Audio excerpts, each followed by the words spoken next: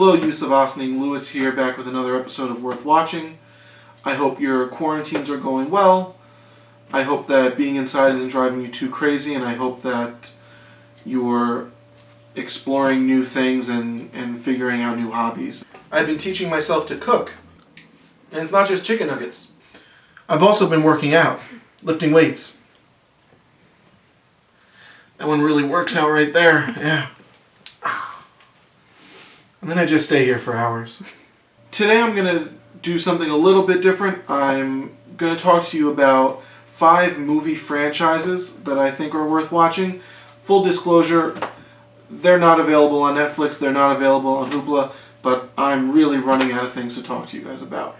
They're great franchises. They're movies that are great to watch right now if you're stuck at home, because you can literally binge them for hours and hours and hours. So we're going to get into them right now. So what I'm going to be doing is I'm going to be talking to you about franchises that have at least 3 movies in them. So the first franchise I'm going to talk to you about is near and dear to my heart, the Jurassic Park franchise. The first movie is one of the best movies of all time. It might be the best movie of all time. It's certainly my favorite movie of all time. The other 4 movies, including the 2 Jurassic World movies, just don't compare. I mean, in the third one, they basically kidnap Dr. Grant, take him to the island to help them find their son, and then Dr. Grant's like, I was never on this island. You mean there's 2 islands with dinosaurs? The new ones just feel kind of ridiculous to me. Would they really have made a theme park and allowed people to go to that theme park after what happened in the first movie? And then the second Jurassic World movie just turns into like this underground auction thing, which is weird. But what I am looking forward to with the next Jurassic World movie, which hopefully will be released soon, is that Dr. Grant, Ellie, and Ian Malcolm come back. So they are the 3 from the original movie, so I'm very excited about that. There's just something about the first movie that felt genuine and real. And it was really spectacular, especially for that time. And it did something that other movies didn't have. That being said, they're all fun to watch. You should watch them all. They're all entertaining.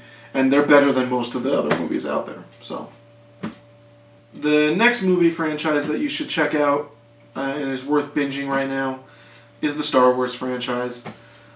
I know of at least, there's probably more, but I know of at least 11 of major motion pictures of Star Wars.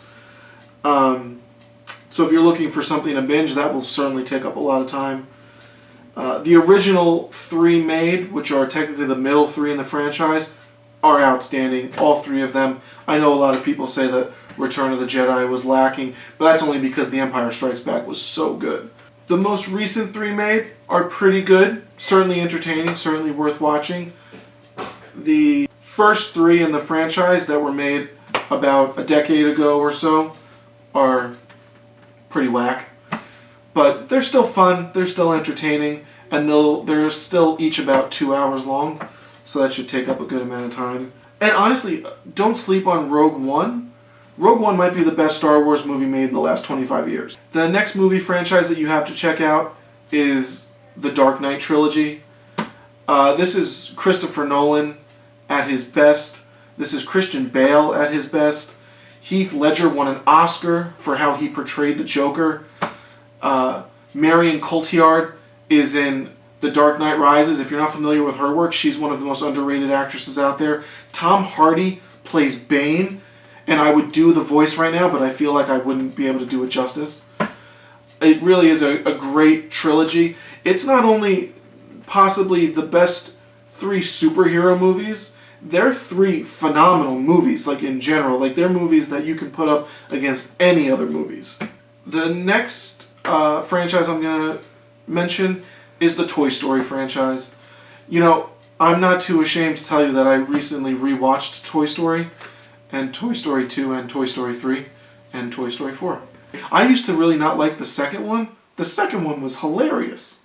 Buzz speaks in Spanish, and they're great. They really are. The 4th one's not that great, but the first 3 are so great. And you know what I think makes the 4th one not so great is the fact that the 3rd one ends so amazingly that you're just like, just end the series there, just end it.